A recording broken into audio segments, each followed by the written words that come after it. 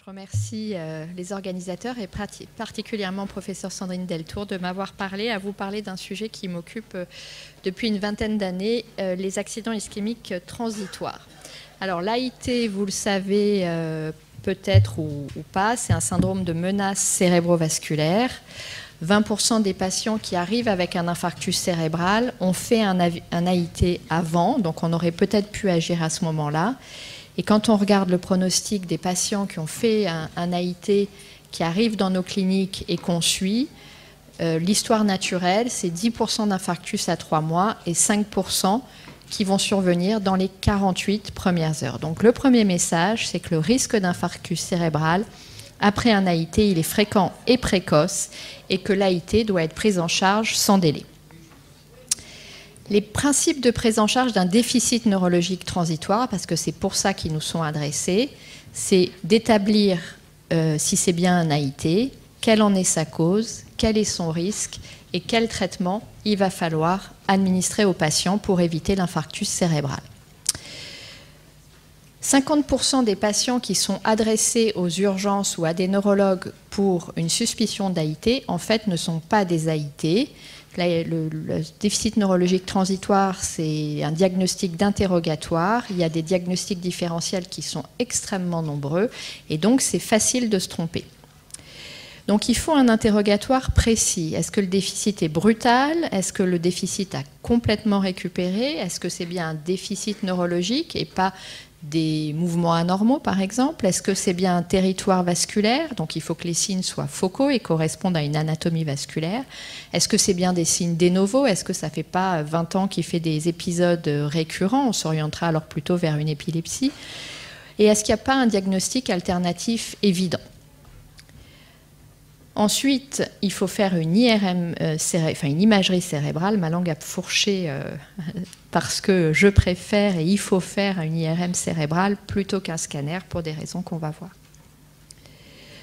Alors, l'intérêt de l'IRM, c'est les AIT mimiques, TIA mimiques dans la littérature anglo-saxonne. C'est des patients qui se présentent avec des signes typiques d'AIT et qui ont en fait autre chose. Par exemple, ici, une patiente qui a une angiopathie amyloïde. Vous voyez dans un sillon une petite hémorragie sous-arachnoïdienne.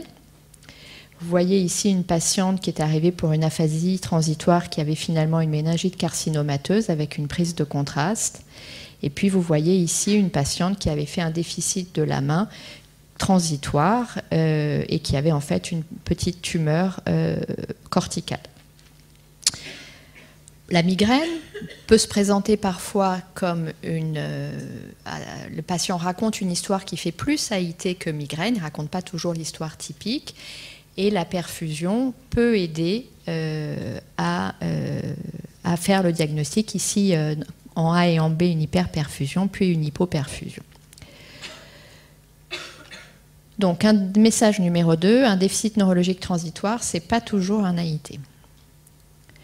Il va falloir ensuite déterminer le risque de votre patient. Alors, on a des scores cliniques, comme le score ABCD2, A pour H, plus de 60 ans, vous marquez un point, pression artérielle, plus de 140/90 à l'arrivée, vous marquez un point. Est-ce qu'il y a un déficit moteur? 2 points. Un trouble du langage, 1 point. La durée, 10 à 59 minutes, 1 point. Moins de 10 minutes, pas de point. Plus de 60 minutes, 2 points. Et l'existence d'un diabète, 1 point. Et vous avez un score qui va de 0 à 7. Et plus il est élevé, plus le risque de faire un infarctus cérébral dans les 90 prochains jours, mais dès 2 jours, il est associé au risque. Au-dessus de 3, on estime que le patient est à haut risque de faire un infarctus cérébral. Mais en fait, ce score, il peut être pris à défaut, donc il n'est pas suffisant. Vous voyez ici un patient qui avait une histoire typique de dissection carotide. Il a fait un flou monoculaire gauche, un flou visuel monoculaire gauche, un déficit brachial droit pendant 15 minutes, une pression artérielle normale. À l'examen, vous voyez qu'il a un signe de Claude Bernard Horner sur son œil gauche. Il a syndrome optico-pyramidal, décéphalé, il est jeune, il a une dissection à l'évidence. Il est donc à très haut risque de récidive et pourtant son score ABCD2 est bas. Quand on regarde des cohortes de patients, ça c'est une cohorte qu'on avait publiée en 2009, mais d'autres ont retrouvé la même chose, des patients qui sont triés par des neurologues vasculaires, dont on pense que c'est des AIT, on a enlevé tous les mimiques, il y en a quand même 20% qui ont un score bas et pourtant une source d'embolie à haut risque de récidive. Donc le score, il avait été fait à une époque, il est pragmatique. Effectivement, il identifie des patients à haut risque, mais on peut passer à côté de malades qui sont très à risque de récidive. En revanche, la cause de l'infarctus cérébral, de l'AIT, elle va être très importante à déterminer parce qu'elle va déterminer non seulement le traitement, mais aussi le pronostic du patient.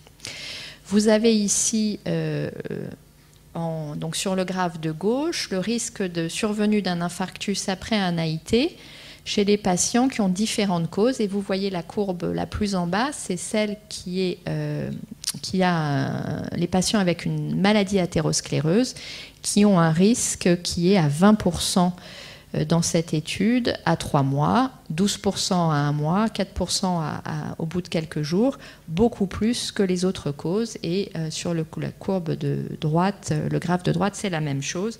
Donc l'athérosclérose, la sténose athérosclérose, il va falloir la trouver tout de suite et on verra que ça change le traitement. Donc peu d'intérêt du score ABCD2, mais l'importance de dépister la cause en urgence. L'imagerie cérébrale est également pronostique. Cette étude qui avait été publiée par l'équipe de Sainte-Anne avait montré que l'existence d'une diffusion positive augmente. Votre patient va avoir plus de risques de faire un infarctus que si la diffusion est négative. Et nous, on avait vu qu'en fait, il y a des patients qui ont une lésion unique, comme le patient de gauche, et le patient de droit, il a dans le même territoire plusieurs embolies cérébrales. Et ben, c'est ceux-là qui sont particulièrement à risque de récidive, 2 fois plus que ceux qui n'ont qu'une lésion. Et puis, il y a d'autres paramètres qui sont importants, la perfusion et l'existence d'un flux lent sur le flair. On montrera des exemples tout à l'heure. Donc, le bilan en urgence devant un déficit neurologique transitoire va découler d'un peu de tout ce que je vous ai dit. Est-ce que c'est un AIT? Quelle est la cause et quel est le risque? Et puis ensuite, est-ce qu'au terme de ça, on va hospitaliser le patient et est-ce qu'on va lui donner un traitement spécifique? Donc, connaître les signes de l'AIT, connaître ce qui n'est pas un AIT, connaître les diagnostics différentiels, rassurer le patient, le réorienter, connaître les causes et organiser un bilan qui va commencer à devenir complexe et en urgence. Ça va nécessiter une prise en charge spécialisée. Le bilan va reposer sur une imagerie cérébrale, des explorations cardiaques, un bilan artériel et un bilan biologique. L'IRM, on l'a vu, c'est la révolution de la prise en charge de l'AIT, révolution de plein de choses, mais chez nous, ce qui m'intéresse, c'est ça. Ça élimine certains diagnostics différentiels, on l'a vu. Ça permet de confirmer la nature ischémique des symptômes. Et pour les patients, et pour nous, cliniciens, quand on a un doute, et qu'on voit une imagerie positive, c'était peut-être un patient qu'on n'aurait pas traité avant, et on dit, ah bah tiens, finalement, il a des lésions. Et puis parfois, on tombe sur des lésions dans plusieurs territoires qui sont toutes petites, donc qui vont disparaître au bout de quelques jours, sans forcément se positiver en flair. Et donc, on sera passé à côté de rechercher une source cardiaque d'embolie, par exemple. Parfois, là, c'est un patient, c'est l'intérêt des autres séquences. Donc là, vous avez sur la gauche une diffusion qui était normale, et pourtant, sur le flair, vous voyez un flux lent. Et donc, c'est un patient qui a bien une occlusion artérielle, qui est bien à risque de récidive, et pourtant, la diffusion est encore négative. Donc, ça apporte la diffusion seule, ce n'est pas suffisant. La perfusion, alors je ne rentrerai pas dans les détails de l'IRM de perfusion, il y a différentes techniques qui sont possibles, mais la perfusion, elle peut être positive alors même que la diffusion est normale. Et donc là encore, pour les mêmes raisons, pour nous, ça change tout de confirmer le diagnostic d'accident ischémique transitoire chez des patients chez qui le diagnostic, on l'a vu, pouvait être vraiment difficile. Et puis, ça permet de faire un bilan dans le même temps des artères et donc de dépister ces fameuses sténoses athéroscléreuses. Vous avez de gauche à droite une sténose carotide, une sténose sylvienne et une sténose du tronc basilaire. Donc, c'est bien utile, avec le même examen, de pouvoir faire les deux. Donc, l'imagerie artérielle, elle doit absolument imager les vaisseaux du cou, mais également les lésions intracrâniennes, les artères intracrâniennes. Ça peut être un échodoppler des troncs supraortiques avec doppler transcrânien, une ARM, un angioscan. Ça va dépendre de votre organisation locale, mais l'important, c'est de voir tout l'arbre artériel. Pour le bilan cardiaque, en urgence, c'est un interrogatoire et un ECG. on va rechercher principalement une fibrillation atriale. L'échographie cardiaque en urgence, on parle bien de l'urgence, elle ne va pas avoir d'intérêt pour l'immense majorité des patients, en tout cas ça n'a pas été démontré. Elle va être importante chez certains patients dont ils sont à risque, un risque particulier, comme ceux qui ont une valve mécanique, une endocardite, une dissection. On en a de temps en temps dans notre clinique d'AIT, ça existe, syndrome coronaire aigu, mais c'est exceptionnel. Donc en pratique, vous n'avez pas besoin d'échographie cardiaque en urgence. Donc pour le bilan cardiaque, pour le bilan d'AIT, l'imagerie, c'est l'IRM multimodal. Dans l'idéal, au moins 10 flares T2 étoiles et TOF. Si possible, j'espère qu'un jour on tendra vers pouvoir avoir la perfusion. L'imagerie des artères intra- et extracrâniennes et le CG. Le traitement va reposer sur les antithrombotiques qu'il faut débuter immédiatement. Si l'AIT est cardio-embolique, ça va être une anticoagulation immédiate, contrairement à l'infarctus cérébral où il faut attendre quelques jours compte tenu du risque de transformation hémorragique. Dans l'AIT, il y a soit une toute petite lésion en diffusion, soit une IRM dans 70% des cas normaux, donc il n'y a pas de risque de transformation hémorragique. Vous pouvez tranquillement débuter immédiatement les anticoagulants. Pour les non-cardio-emboliques, pour les patients, et jusqu'à récemment, c'était l'aspirine, 300 mg en dose de charge, puis 50 à 150 mg par jour. Est-ce que c'est suffisant ? Quand on voit ce que c'est qu'une plaque d'athérosclérose, là c'est une pièce d'endartérectomie, et qu'on voit le thrombus qui est dessus, on comprend bien pourquoi ces patients ils sont particulièrement à risque, et on comprend que même sous aspirine, ils restent à risque élevé. Alors, je parlerai tout de suite et je n'en parlerai plus. Si vous avez une sténose serrée de la carotide interne au cou, il faudra opérer les patients les plus vite possible. Je vais revenir maintenant sur les antiplaquettaires. Il y a des patients, je vous l'ai dit, qui sont à haut risque de récidive et d'autres à faible risque. Donc, les essais thérapeutiques sur la double antiagrégation plaquettaire, parce que c'est de ça qu'on parle, elle s'est intéressée aux patients à haut risque. Haut risque, c'est des patients qui ont été définis comme plus de 40 ans, qui arrivaient tôt, dans les études c'était moins de 12 heures ou moins de 24 heures, qui n'étaient pas cardio-emboliques, qui avaient soit un AIT avec un ABCD2 supérieur ou égal à 4, ou une sténose athéroscléreuse intra- ou extracrânienne ipsilatérale, ou un infarctus mineur avec un score NIHSS selon les études à 4 ou 5. Donc c'est ça qui est défini dans la littérature comme un AIT ou un infarctus cérébral mineur à haut risque de récidive. Il y a des essais thérapeutiques qui ont testé aspirine clopidogrel versus aspirine et qui ont montré qu'aspirine clopidogrel pendant quelques jours versus aspirine seule, c'était mieux. D'autres qui ont testé aspirine ticagrelor, pareil, sur une courte période, puis aspirine, qui ont montré que la double antiagrégation plaquettaire, c'était mieux. Et puis, chez les patients, on le verra, résistants au clopidogrel, qui ont montré qu'aspirine ticagrelor, c'était mieux qu'aspirine clopidogrel, mais je vais rentrer dans les détails. Ce qu'il faut retenir, c'est que la durée de traitement de la bi-antiagrégation plaquettaire, tout le monde s'accorde pour dire qu'elle doit être courte. Alors, courte, qu'est-ce que ça veut dire ? Dans les études, c'était 30 à 90 jours. C'est probablement plutôt autour de 3 semaines, 1 mois, mais c'est probablement pas au-delà, parce qu'au-delà, vous prenez un risque hémorragique qui risque de contrebalancer le bénéfice.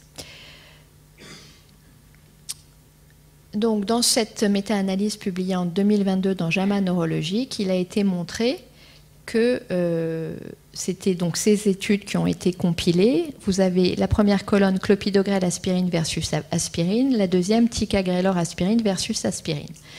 Donc ça diminue de 25%, de 20 à 25% le risque de faire un infarctus ou de mourir.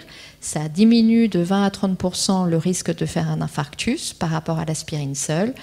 Ça diminue la mortalité de près de 50% et ça augmente le risque hémorragique, mais le nombre d'événements est beaucoup plus faible. Le risque hémorragique en termes d'événements est tellement faible qu'il ne contrebalance pas le risque très élevé du nombre d'infarctus que vous évitez.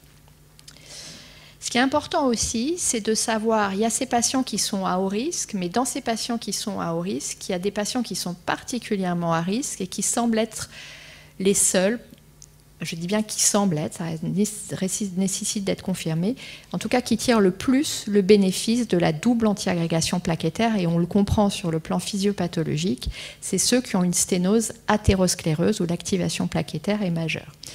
Donc, dans cette étude post-hoc de l'étude Thalès qui avait testé ticagrelor versus placebo en plus de l'aspirine, il y a des patients 20% qui avaient du côté de l'infarctus une sténose d'athéroscléreuse d'au moins 30%.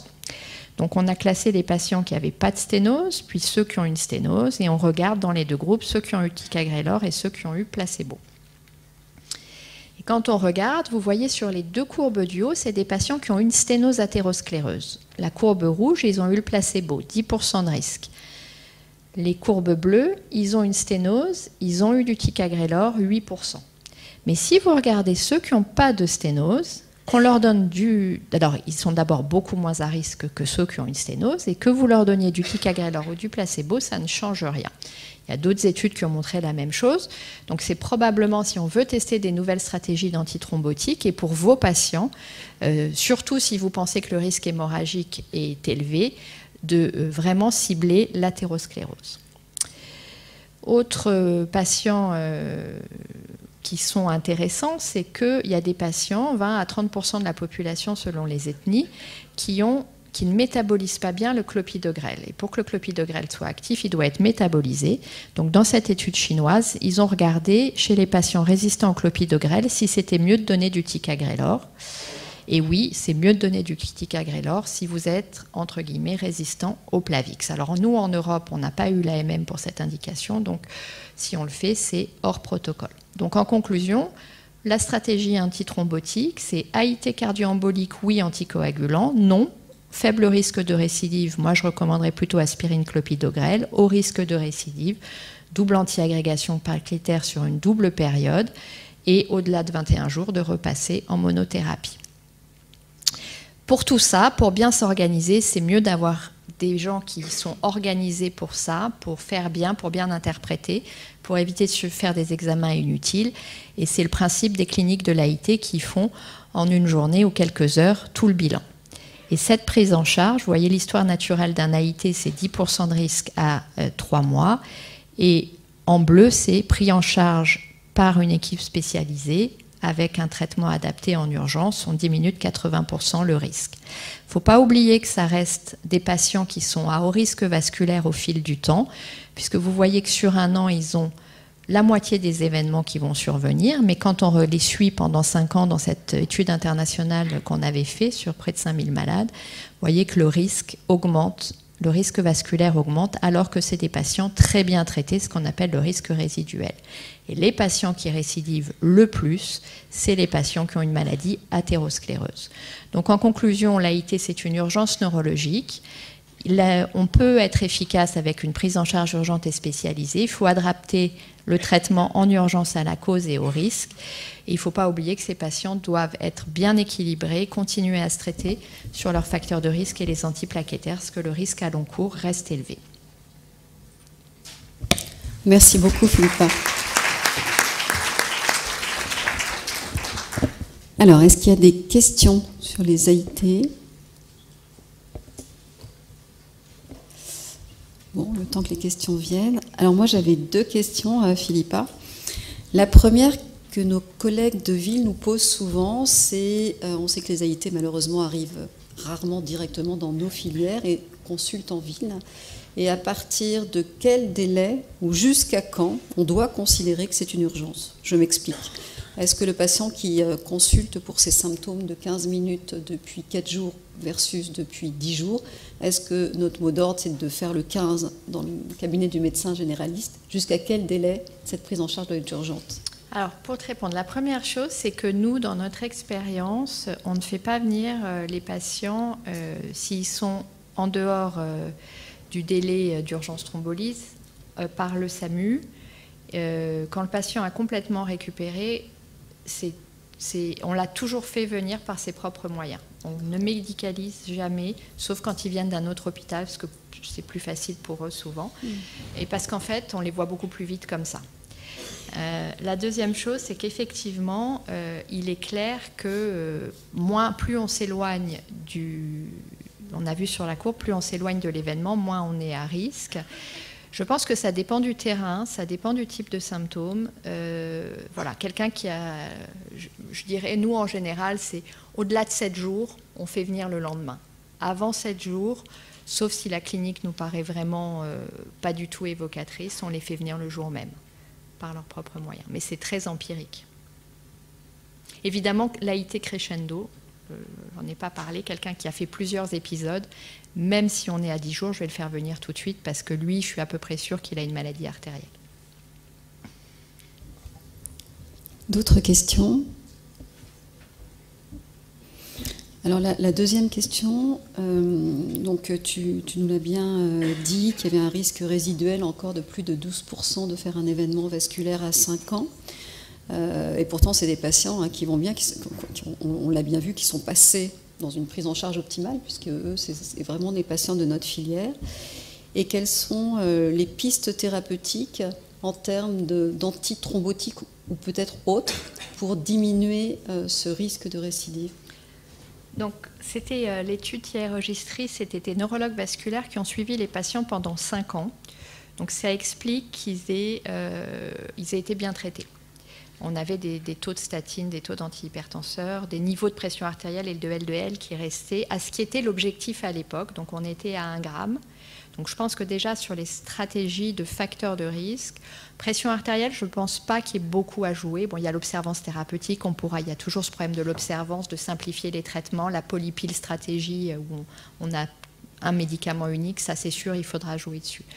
Sur la pression artérielle, on ne peut pas finalement, les gens sont bien équilibrés en général quand ils sont suivis dans une unité neurovasculaire ou par le cardio, voilà, donc on ne pourrait pas jouer dessus.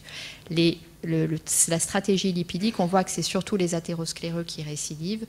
Donc oui, baisser le LDL cholestérol probablement. On a évidemment les études de PCSK9 qu'on aimerait tester chez nos patients.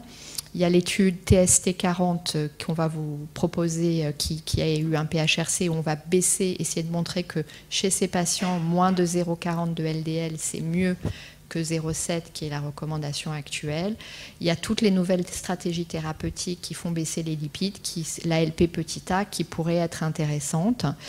Il y a les diabétiques, à cette époque-là, on sait maintenant tout ce qui est sémaglutide et maladies de la même cause qui diminuent le risque vasculaire. Ces patients-là n'en avaient pas, donc on peut peut-être gagner un petit peu. Et puis il y a toute la stratégie inflammatoire, avec les études qui ont montré un bénéfice avec la colchicine, qu'on est en train de tester dans un PHRC aussi. Chez ces malades athéroscléreux, la colchicine, est-ce que ça ne diminue pas le risque? On a quand même des bons arguments pour penser que oui. Sur les antithrombotiques, nombre d'entre nous participent à l'étude océanique avec d'autres antiplaquettaires, d'autres antifacteurs de la coagulation. Sur l'ACFA, ça semble être négatif. Je ne suis pas sûre qu'un antithrombotique qui ne fasse pas saigner soit un antithrombotique qui soit plus efficace, mais peut-être que des nouvelles voies, de ces... En tout cas, au long cours, jouer sur la stratégie antithrombotique, on va augmenter le risque hémorragique, c'est à peu près sûr.